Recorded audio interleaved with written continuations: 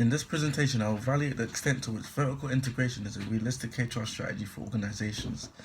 Integration is an important aspect in strategic human resource management. There are 4 levels of integration that are deemed crucial in terms of both organizational and the individual needs of the firm. One way of integration in human resource management is vertical integration. Strategic human resource management is an approach to managing human resources that support long-term business goals and outcomes with a planned framework. The approach focuses on long-term employee issues, matching resources to future needs and macro concerns about structure, quality, values, and commitment.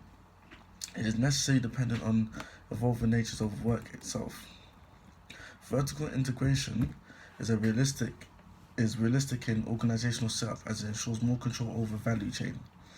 When merchants acquire manufacturing suppliers, they are entitled to acquire more control over the production of the firm. In addition, a manufacturer will have more control over the way the products will be presented and the price it will command in the market. This is achieved when manufacturers carry out distribution and retailing duties. In human resource management, an organization planning for integration is always the main crucial part. Integration comes in 2 forms. There is vertical integration and horizontal integration. Vertical integration involves securing controls over raw material and suppliers that differentiate the main business product. Getting such control helps in ensuring the availability and establish a cost advantage. It also regulates quality and gaining of exclusive access to those differentiating suppliers. Horizontal integration involves securing control over the channels of goods of distribution that allow beneficial access to customer base. The purpose of horizontal integration is to grow the company in size, increase product differentiation, achieve economies of scale, and reduce competition, and also to access new markets. When many firms pursue this strategy in the same industry, it leads to industrial consolidation, which is known as oligopoly or monopoly. The new distribution option helps in differentiation of suppliers. It also keeps the firm aware of changing needs of customers and the purchasing criteria.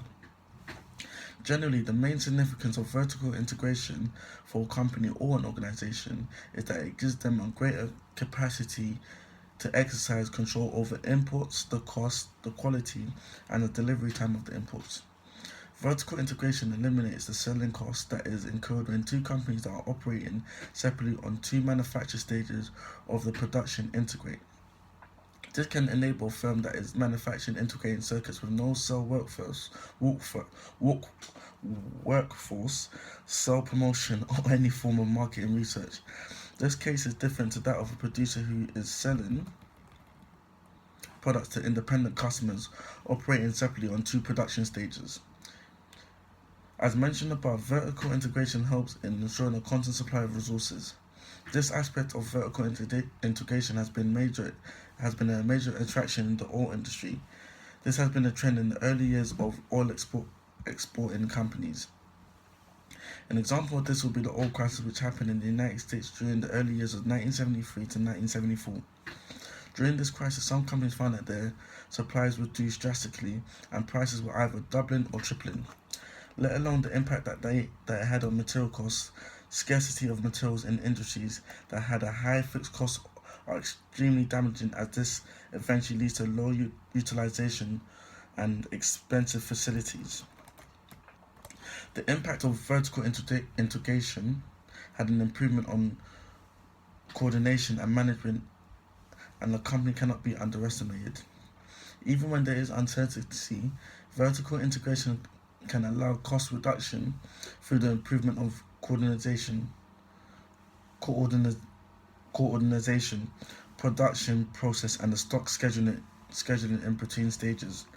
According to observation, an in-house supplier that has the capability to reduce production in a more efficient way when it has a strong tie with manufacturing firms.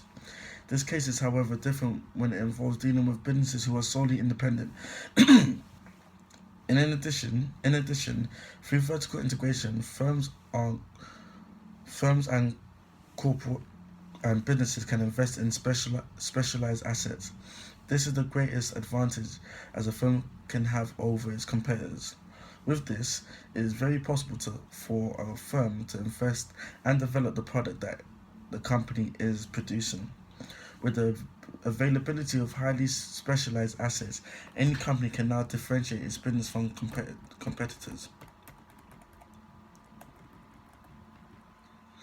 In conclusion, vertical integration is realistic in HR strategy for organizations based on benefits it can bring to the organization. Vertical integration can be an important strategy for businesses to implement as it has been proven difficult to maintain, especially when it turns out to be the wrong strategy. As a result, vertical integration can have a bigger gain over the value chain. It also enables a company to have direct control over the resources of the company. With this, the company can establish a cost saving strategy. It also regulates equality and gaining of exclusive access to different suppliers. Another aspect of vertical integration is that it eliminates the selling costs that occurs when two companies operate separately to two production stages. All of these factors make vertical integration a critical factor in human resource management for businesses and organizations.